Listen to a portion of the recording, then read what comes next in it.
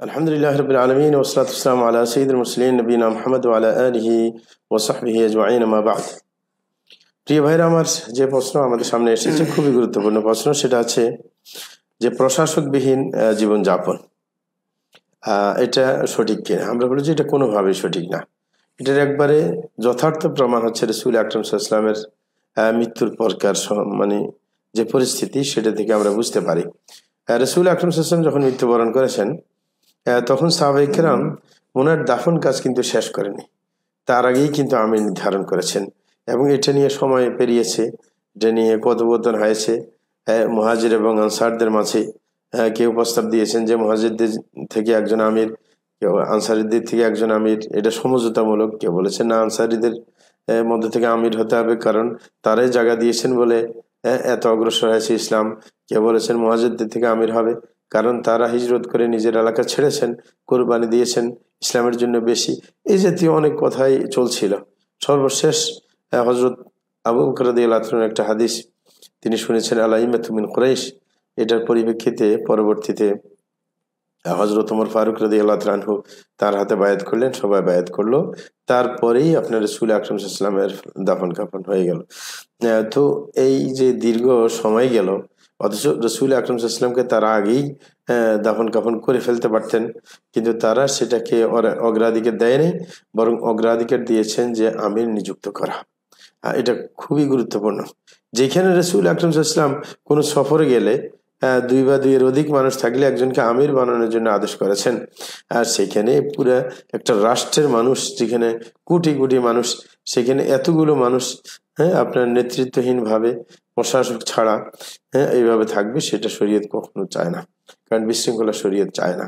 এই কারণে তো হুট করে অল্প সময়, যখন কোনো আপনার নিয়ন্ত্রক ছিল না, যে যাই পারছে তাই করছে, যে প্রতিশোধ নিতে চাওয়ার সে প্রতিশোধ নিয়ে ফেলেছে।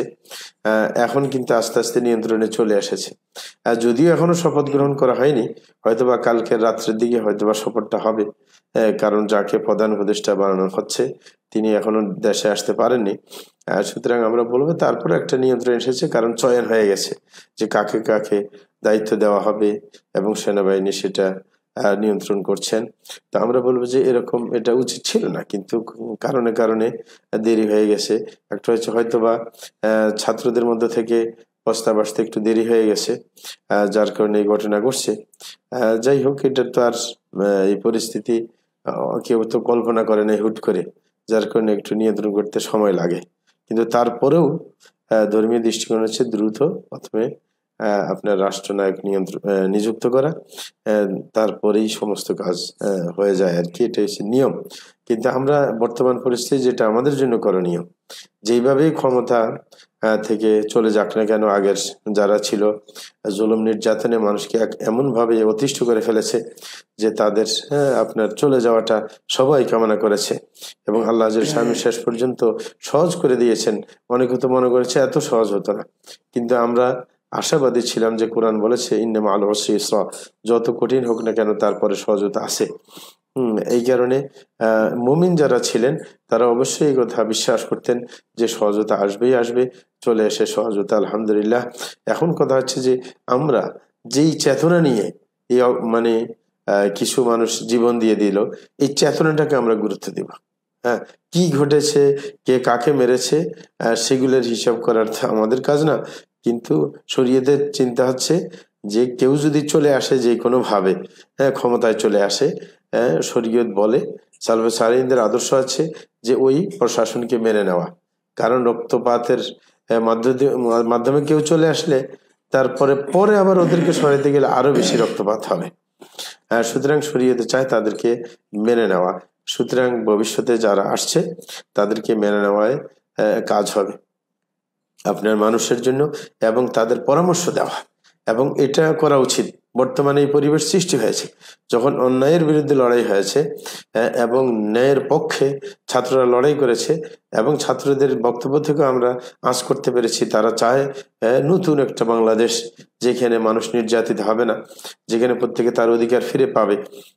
সে যেই দলেরই হোক না কেন, যেন আদালতে গিয়ে সঠিক বিচার পায়, এবং যেখানে যেখানে আপনার দুর্নীতির আখড়া রয়েছে সেগুলোকে ভেঙে দিয়ে মানে নতুন করে বাংলাদেশকে গড়ানোর যে চেতনা, এই চেতনাকে গুরুত্ব দিয়ে প্রত্যেকের জায়গা থেকে পরামর্শ দেওয়া উচিত।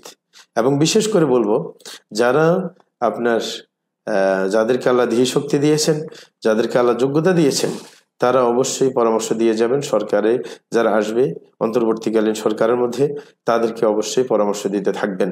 এবং আমরা বিশেষ করে ওলামায়ে কেরাম যারা আছে, যে যাকে চিনেন অবশ্যই পরামর্শ দিবেন, ওলামায়ে কেরাম যেন সঠিক ভূমিকা রাখে। এটা কিন্তু আরব দেশে আছে, এরকম ইসলামের শুরু যুগে ছিল। ওলামায়ে কেরামের রাষ্ট্রকে পরামর্শ দিতে থাকা যোগ্য ওলামায়ে কেরাম যারা আছে, ফেরকাবাজির কারণে সেগুলো আমাদের দেশে একটু আসলে ডিফিকাল্ট, কিন্তু তারপরেও বলবো যে ওলামা পরিষদ তৈরি করা দরকার, যে একটা উচ্চ মানের যে অনেক ফেরকা থাকুক, কারণ গণতান্ত্রিক রাষ্ট্রে তো মানে একবারে হকপন্থী খোঁজা তো মুশকিল, এই কারণে থাকুক। তারপর উচ্চ পর্যায়ের ওলামা পরিষদ একটা থাকা উচিত, সমস্ত ফেরকা থেকে যারা মেধা শক্তি যাদের রয়েছে, কোরআন হাদিস যাদের বুঝার ক্ষমতা রয়েছে, যারা সঠিক পরামর্শ দিতে পারে, তারা যেন সর্বদা সরকারকে পরামর্শ দিয়ে থাকে। এবং বলবো যে ইসলামী দলকে, কারণ ইসলামী চেতনাও এটার পেছনে কাজ করেছিল। কারণ মজলুমকে তার অধিকার ফিরিয়ে দেওয়া, জালিমকে প্রতিরোধ করা, এটা কিন্তু ইসলামী চেতনা। এই ইসলামী চেতনা নিয়েই তো এই জয়টা আসছে। কারণ রাসূল আকরাম সাল্লাল্লাহু আলাইহি ওয়াসাল্লাম বলেছেন, উনসুর আখাকা যালিমান ওয়া মাজলুমা, যে তুমি তোমার ভাইকে সহযোগিতা করো, সে জালেম হোক অথবা মজলুম। সাহাবায়ে কেরাম বলে, মজলুমকে সহযোগিতা করো তো এটা বোঝাই যায়, কারণ তার অধিকার ছিনিয়ে নেওয়া হয়েছে। জালিমকে কিভাবে সহযোগিতা করবো? জালিমকে প্রতিহত করতে হবে জুলুম করা থেকে। যদি জুলুম থেকে তাকে প্রতিহত করা হয়, তাইলে সে জুলুম করলে যেই পাপের ভাগী হতো, জাহান্নামে যেতে বাধ্য হতো, সেটা থেকে তাকে রক্ষা করা। সুতরাং এই যে চেতনা, এটা ধর্মীয় চেতনা। এই ধর্মীয় চেতনার কারণে যখন এই জয়টা এসেছে, এই কারণে আমরা অবশ্যই বলবো যে এই চেতনাকে ধরে রাখার জন্য বিশেষ করে ওলামায়ে কেরাম, কারণ কোরআন হাদিস একমাত্র সঠিক নির্দেশনা দিতে পারে, সত্যের নির্দেশনা দিতে পারে, এছাড়া আর কেউ দিতে পারে না। বুদ্ধিজীবী যতই বলি না কেন আমরা, তারা তাদের বুদ্ধি থেকে পরামর্শ দিবে, আর ওলামায়ে কেরাম পরামর্শ দিবে কোরআন হাদিস থেকে। এই কারণে আমরা বলবো যে বর্তমানে আমি শুনেছি যে দুইজন প্রথিতযশা দুইজন আলেমকে এই অন্তর্বর্তীকালীন সরকারে নেওয়া হবে। সুতরাং এটা ভালো, একটা সুন্দর খুশি লেগেছে যেন এটা ভালো দিক। এবং আমরা বলবো যে যখন দুইজন গেছেন, সুতরাং অন্যান্য ওলামা কেরামও তাদের সহযোগিতা করা দরকার, তাদেরকে সাথে নিয়ে যেন সরকার সঠিকভাবে পরিচালিত হয়, ধর্মবান্ধব যেন সরকার হয় এবং ইসলামের কল্যাণে যেন আসে, সেটার জন্য আলেমদেরকে অবশ্যই দলমত নির্বিশেষে সবাইকে অগ্রসর হতে হবে, পরামর্শ দিতে হবে।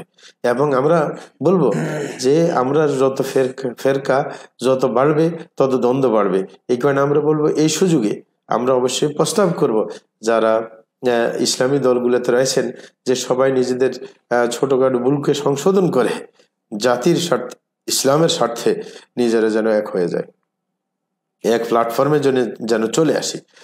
যে সমস্তগুলো ব্যক্তিগত মানসিকতার যে পার্থক্য, মাসাইলের যে পার্থক্য, সেটা থাকতেই পারে, সেটা সহ কিন্তু তারপরেও ইসলামী ঐক্যের, ইসলামের বৃহৎ স্বার্থে কিন্তু এক হওয়া সম্ভব। কিন্তু সেটা সম্ভব করে আমাদেরকে দেখাতে হবে। এত মানে কাঠখড় পোড়ানোর পরও যদি আমাদের যারা নেতৃস্থানীয় রয়েছেন ওলামায়ে কেরাম, তারা যদি এটার প্রয়োজনীয়তা না বুঝে থাকেন, তাহলে আর কোনো যুগে বুঝা কিন্তু সহজ হবে না। মানে ওলামায়ে কেরাম কম মাইর খায়নি, ওলামায়ে কেরাম কম জেল জুলুম সহ্য করেনি। সুতরাং তারপরেও যদি ঐক্যের চিন্তা নিজেদের মধ্যে না আসে, যে ভুল থাকতে পারে, মাসলা মাসাইলের ভুল থাকতেই পারে, মানুষের চিন্তা চেতনা পার্থক্য হতে পারে, কারণ এগুলো মেধার কাজ। কারণ কোরআন হাদিসকে গবেষণা করা, আপনার মাসাল বাইর করা, কোরআন হাদিসকে সঠিকভাবে বুঝা, এটাই সে মেধার সাথে সম্পর্ক। সুতরাং মেধার কারণে মানুষের বুঝার মধ্যে ব্যাসকম হতেই পারে, কিন্তু এত সত্ত্বেও সবার প্রতি একটা ভালোবাসা থাকা দরকার, যে তিনিও কাজ করেন ইসলামের কল্যাণে, আমিও কাজ করি ইসলামের কল্যাণে। সুতরাং ইসলামের বড় কল্যাণে আমরা কেন এক হতে পারি না?